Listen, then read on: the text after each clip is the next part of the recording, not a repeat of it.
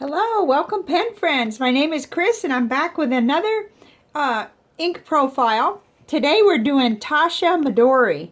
So this is a beautiful green. And you know, I got introduced to this brand and it was just in the ink flight, the January ink flight that of this year that I even learned about these inks.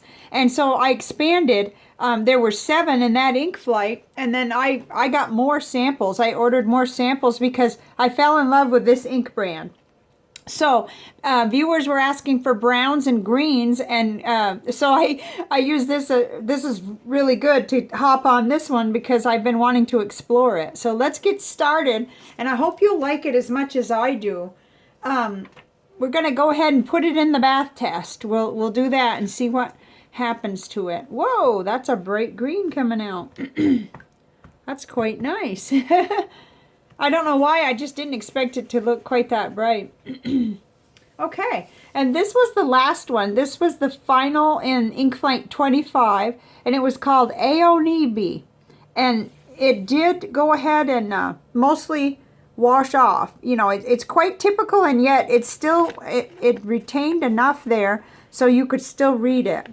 I mean, you wouldn't want to adjust your envelope, but still, I thought that was very interesting. So, while this is continuing to lift some of that color, maybe all of it for all I know, let's just put it aside and we'll get right into the Rhodia Gold book, which I have already decided I'm going to get the chocolate brown one next. This one's filling up so quickly. And here we are, right here. Now, I'm having to settle for what I can get for light today. So it's making it look just a little bit darker, but I think it's gonna even out over the course of things that we'll get to see this color real good.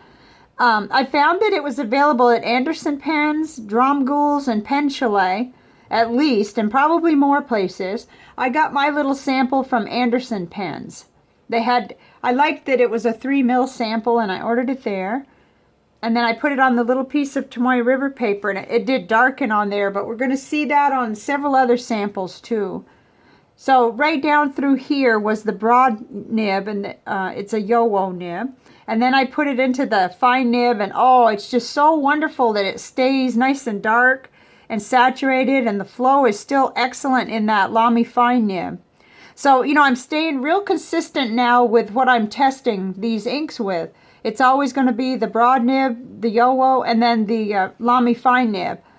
So I'm getting a feel for how they compare because of that, I think. And here's the chromatography. Quite stunning. I thought that was so interesting how that, I never would have dreamed it would come out like that. Has a lot of blue in it. And then there's the green. So that was just really interesting. And I've got several notebooks here actually today.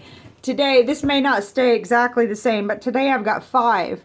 And there's a story behind that. The first story is that rather than continue to rip pages out of my larger Leuchtturm, which is just not doable for me, this was one that I was using as a gratitude journal. And it's a Leuchtturm 1917. It's just the smaller size. I decided to convert this into one that we can use to look at these inks. So back here, you know, it's all gratitude that I was doing. And I wasn't unhappy with the notebook for that purpose, but I found another notebook that I could use. So I decided to do this. And then we can get a really good idea of how these inks look on here. And I don't have to keep tearing pages, you know. So also it's going to be easier for me to retain this and file this than it is all those loose papers. So, but here it is in the broad nib. And then in the fine nib. And the main thing I was looking for was, will it go through? Well, just a little bit where I painted on, but not, the broad nib did not go through. There is some shadowing or ghosting. People call it different things, you know, but it didn't bother me at all. And I did not see ink coming through except for where I painted with the paintbrush. And then this, actually, I'm going to be honest, I was just covering up a blemish because I got some ink on my hands and then I made a mess down here. So I did another little Tomoe River swatch and glued it on because I just don't like seeing messes. But I mean, I do when it's on purpose, but this wasn't on purpose. So Okay, so there's that one. And now let's go into the CVS Caliber memo notebook. This is one of the cheaper ones that I'm keeping around in this in the profiles for you, because some of us do really like it. And it just, the saturation of this ink really helps with a paper like this, because even in the fine nib, you could feel the difference, definitely a little bit, but it still shows up really nice. And I'm still happiest, of course, with the broad nib. On this paper especially, but on the other papers, it didn't really matter to me. I liked it in everything. But to be able to have that good readability on this paper, that's awesome. Okay, and then here's the Nemah Scene notebook. This one's filling up too. May have to think about getting another one of these. It was a little messy, but I don't know what, I just didn't end up going where I thought I was with my scribbles. But that's okay, because we're looking at the color, basically. And this does show how dark it gets, and then how light it can be. It's an interesting ink, to put it mildly. And then I put it in the Moon Man mini glass nib, and it stayed really dark, you know, in that nib. So that was interesting. It almost looks black to me, both through the camera and with my eye. As the dip wore off down here, then you start seeing that green. But, you know, I'm not unhappy with it. I'm just pointing out that when it is, when the glass nib is full of the ink and it starts like that, you will notice that it looks more black than green. But it just, this is a beautiful paper, and it just hardly ever bleeds through. Just when it's really heavy like that. See where I had painted the ink on. And that's, you know, that's really asking way too much out of a notebook. I wasn't going to do the cafe note, because we now have it covered where we're seeing both the 52 and the 68 gram Tomoe River paper. But I decided to do it today anyway, because I wanted to flip back to Daintree Green and compare them. So that's why this may leave the rotation. But for today, it's in. So this is our ink of the day, Taccia Midori, on this side with the broad nib, and on this side with the fine nib. And that really holds up well. I mean, just really does well in the fine nib on Tomoe River paper. So I was really pleased with that. Now, flipping back, I can see that I hadn't yet matured to the point where I was doing both broad and fine nib back here when I was doing Daintree Green. But I wanted to show you, because Daintree Green had more shading. It definitely did. And it was brighter, just as a generalization. They're very similar, and you'll see that in a minute on the comparison panel. But I just wanted you to try to see how, you know, you get more shading with the Daintree Green, and you get a slightly brighter look. But I love them both, and I don't, I'd have to do more testing, and it's unfortunate that I hadn't tested the Daintree with the fine nib, but that's just a click away. I can do that on my own, and I think I will, because I've got a small bottle of this, but I'm so in love with the Taccia inks, I want to try to know and understand, you know, how these truly compare in apples to apples comparison. So I just thought I'd show you. Hopefully that's of some use to you. And then this is our newcomer, the Live Notes notebook that came from Pen Gallery. It's the 68 GSM Tomoe River paper. And this was a gift from pen friend Mike. So here it is on there. We will be putting up with just a little bit of show through from the ones before, but I don't like to waste paper when I can help it. So there it is on that one. And we will go now directly to the Tomoe River 52 gram. But what I'm going to be getting is a little notebook that's going to be, that I'll transfer my Tomoe River 52 gram work into. So we'll see how that works when I get it. I haven't received it yet. But here we are. Here's the paper sample for the 52 gram. That's darkening things quite a bit, the camera is. There's almost like a black sheen on there. It's really strange. But that's what I'm seeing. And so we've got it in the broad and the fine nib. And it just, you know, to me, it looks brighter on this paper. This is the, like, ivory or the cream. But maybe you're seeing that too. It just slightly brighter, slightly greener, more true color on this one. So that's unusual and different. But there we have it. Boy, that was a little awkward. Okay, I don't have quite as many paper samples today because I've changed things a little bit. But okay, here's the Clairefontaine 90-gram French ruled. I'm going to hold it up further so you can see it. No issues on there, and I felt like it looked really good. And there's what it looked like in the little swatch. It did not go through whatsoever, not even in the heavy application. So here is Rhodia Dot Pad 80 gram, the white paper. Oh, it is looking dark. That's what I get for poor lighting the last few days. But here's the broad nib and the fine nib. It holds, the saturation is excellent on this ink, and so is the flow. And you could say that about all the Taccia inks I've encountered so far. Here's the Hamlin Optic 90 gram paper in the broad and the fine nib. Looked nice, I thought. Gosh, I couldn't complain. In fact, I've started writing more letters on this one. You know, when I'm going to write a longer letter, it makes more sense. It's already lined for me. Okay, I threw this one in. I'm not sure whether we'll stick with it, but this is 32 weight Hewlett-Packard Laser Premium paper.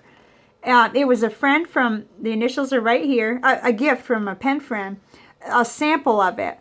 And so I'm trying this out, and it's really, really nice. It holds up, and it doesn't bleed through. It's phenomenally thick. I kept thinking there's got to be 2 pages here, but no, it's really thick and really nice. And this friend, I think, folded the page and then did a letter on it, and it was really, really nice. It's a great idea. I have the 28 weight, and it's not as heavy, and it's not as it didn't turn out quite the way I thought for writing on, so I use it for printing nice things that I want to keep. And you know, it is the 28 weight is a heavy paper, but not as, this is really awesome. So I'll be thinking about this. You can tell I'm kind of shifting and making a few changes with the paper according to what I have and what makes sense. And so things, by the time we do the next ink flight, I'll probably have a nice set pattern. But this singles profile, here we are. Here's what it looks like. It's kind of spread the ink around the paper. You could still read it right now, but we'll have to see, because that looks like it might be on its way out.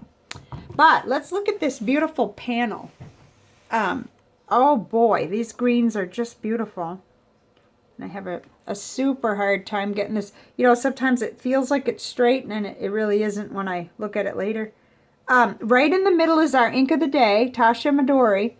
And it's quite unusual in a way. When you get into this dark green category, I really thought it was going to be exactly like Blackstone Daintree Green, but there are some differences. There's a difference in shade that I can even see through the camera.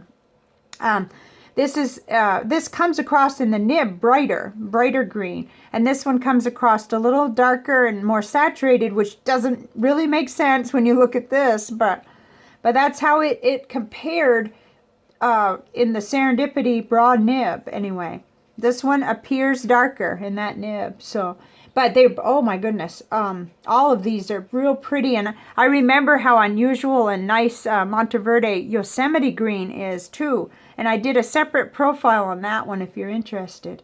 So, gosh, these are, and I have a full bottle of Monteverde California teal, which, you know, it doesn't actually compare too well, but it made me think of that ink. The composition of what's going on inside the ink really made me think of it.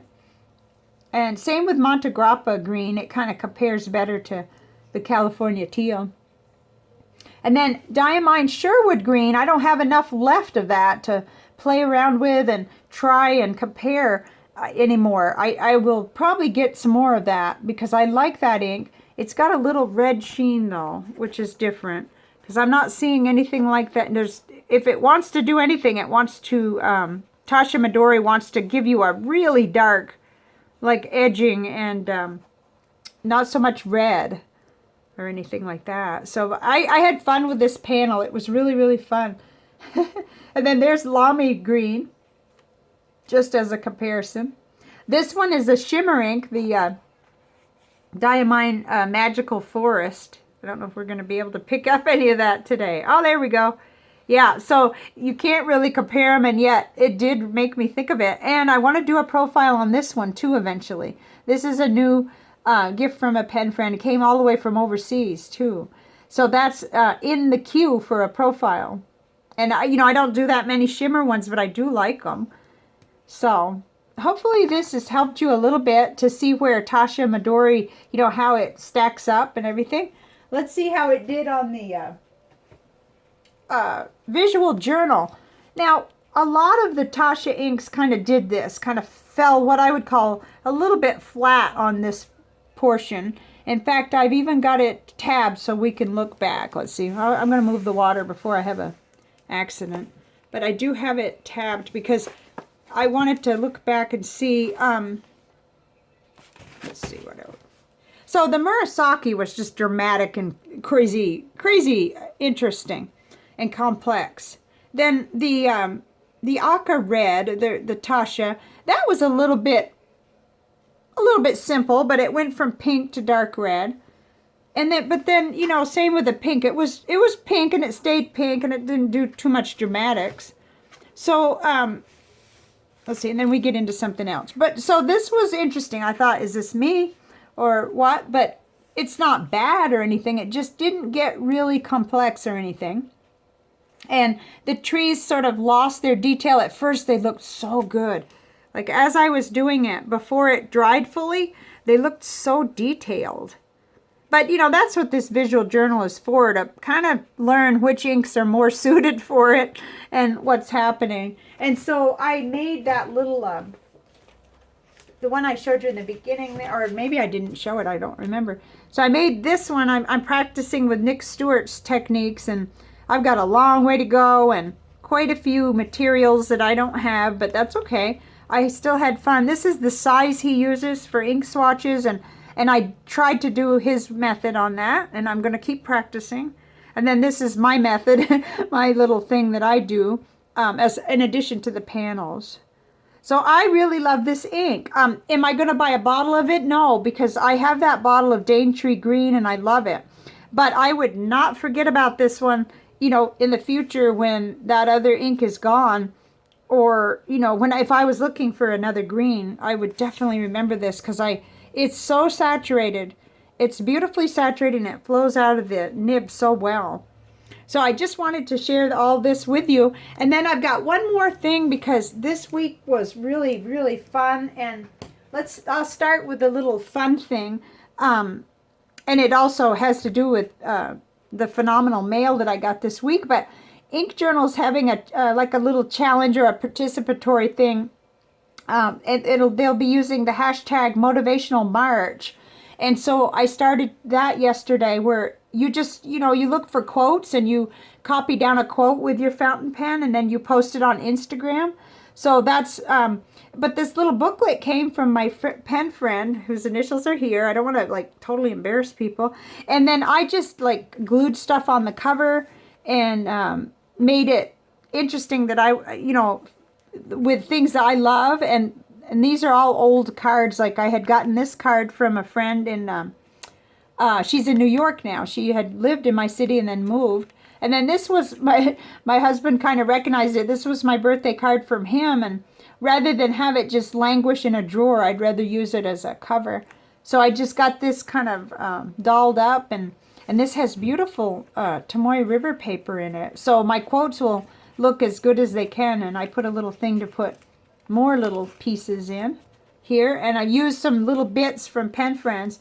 But so I like this, and if you're interested, join them. They're having it over on Instagram, and people are putting on neat quotes, and this was fun. Yesterday I switched out my fine nib on my pink Moonman for a Knox oblique double broad nib that had been gifted to me back when I didn't even realize what a gift it was. In other words, I was just really, new back then, and I was just learning about changing nibs and how to go about it and stuff.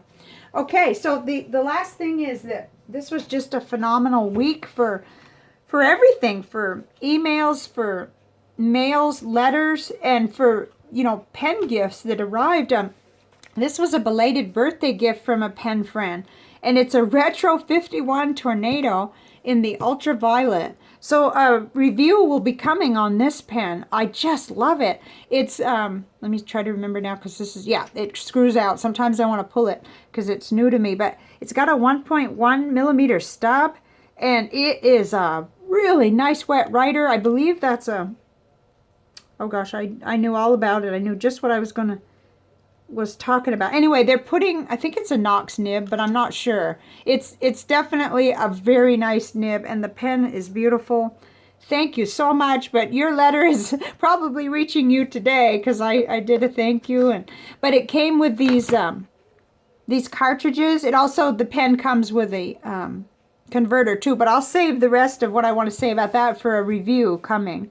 And the cartridges are the beautiful, let's see, I have a way to show you too. It's a Monteverde Charot. I'm not sure if I'm saying that right, but here's how it came out when I put it into my little currently inked booklet, which saves my sanity, because then I can remember what I've got in my pens. So there was that. And then I want to mention this. This is really bizarre to have an email folded up, but my pen friend, initials are here, and, you know, identifying stuff has been taken away, went through and listed for me which of my bottled inks I've already done a profile on, which is such a gift. You wouldn't think so, but it is. It's such a gift. I can now go in and begin to create the playlist for you guys. And then I can also see, and there's one that I hadn't done a full one. It was focused on 4 pens. It was brief, so I would probably still do Lipstick Red. That's the one I've had trouble with, but a full profile might help. But anyway, that was a neat gift to get that. I mean, that's a start for me to really do the, to understand what's happening. And then I got a little sample of Robert Oster Fire on Fire, which is here. Let's see. Oh my goodness, isn't that beautiful? And I had wanted so badly to order a bottle of ink, but that nickel and diming just can't happen right now because of my trip. I'm going to be traveling in May, or at least I hope to, if everything goes right. And it won't be, I don't think it'll be a money issue if I can't go in May. It'll be something else.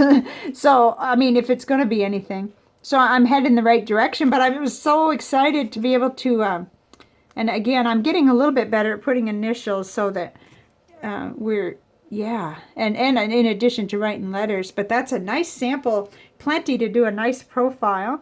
And then I got, apparently had won a little giveaway from a friend from overseas, and this is an interesting notebook. I can't wait to get in and try it. It's got that, like, graph, I used to call it graph paper, graph grid, I guess it's called, and it's just really neat. So there's that, and that came also with a little bottle of Diamine Merlot or Merlot. It's a deep, deep burgundy reddish kind of ink that I can't wait to explore and do a profile of, and so that was neat. And then along with this giveaway came some extra pens, which are just gorgeous. This one has like a roller ball on one end and a highlighter on the other, which is just so practical. And I haven't even begun to explore these yet. This has got it says corrector, so it's like an eraser on one end. Okay, well that's the tip, the felt tip, I guess, end of it. So I just got this in yesterday, this little box. And then this fountain pen, which I have to be real careful. I can never remember when I first get them whether they screw off. This is really interesting. Whoops, I hope we're getting some focus. And I'll be sharing more with you as I go along. Wow. This is a Jinhao with a beautiful little finial. Oh my goodness, let's see if we can get a focus. Isn't that gorgeous? I've never seen one before. It says Jinhao 301. So I'll be looking to see if anybody's done a profile on that to learn about it. And here's another Jinhao pen. Anyway, thank you from the bottom of my heart. My goodness, it was like a birthday Christmas week or something. And I really appreciate each thing, each item, and we're going to see more of them, I'm sure. Definitely got some pen reviews coming. In fact, that was what when I got in here, I realized, yeah, I'm beginning to have time now, or it's been an interesting week, but I have inked up the Keiko Retro that was gifted to me as well. That has an extra fine hooded nib. I've been writing in my notebook with it, and it's amazing. I mean, I can't believe I hadn't had time to ink that pen up until just recently. And then, of course, the Retro. And as I looked through here, I realized there's a lot going on. I'm beginning to make more nib changes on the X750s, Genhao X750s. And I did a really awesome thing with my Wingsung 3008. I have 2 of those pens. I only have 2, which is surprising since I love them so much. I put a 1.1 millimeter Lamy nib on that, and I just can't stop writing with it. So I've got a lot more to share with you than I have time to do, but I'm going to get there. I'm definitely determined to get there. So thank you for watching, and as far as what's next, we've got lots and lots of inks that are next, but I'm going to go back through my notes on which colors you guys wanted to see, because we have an open window between now and when the ink flake gets here that I could, you know, sprinkle in some ink profiles while we're waiting. And then also I have this notebook that I got on the recommendation of Chris Rapp, on his channel, I mean, not, you know, I watched the video, and it's the Tao Tree notebook, and oh my goodness, I just, oh wow, it's amazing. And I'm using this now as my gratitude journal, but I also was thinking I want this to be for ink too, so woo, it's on fire lately. And this is just an amazing notebook for very, very inexpensive for what it is. Like, I put in the front 2 for $7.99. With 72 sheets, 5 millimeter dot grid, 120 GSM. I can definitely see really working with these, and you guys will want to watch his video if you haven't already. So, okay, I think I'm rambling now, and I really need to go. We got more work to do today on our fixing and repairing. So I'll see you next time. Sorry this is so long. Bye for now.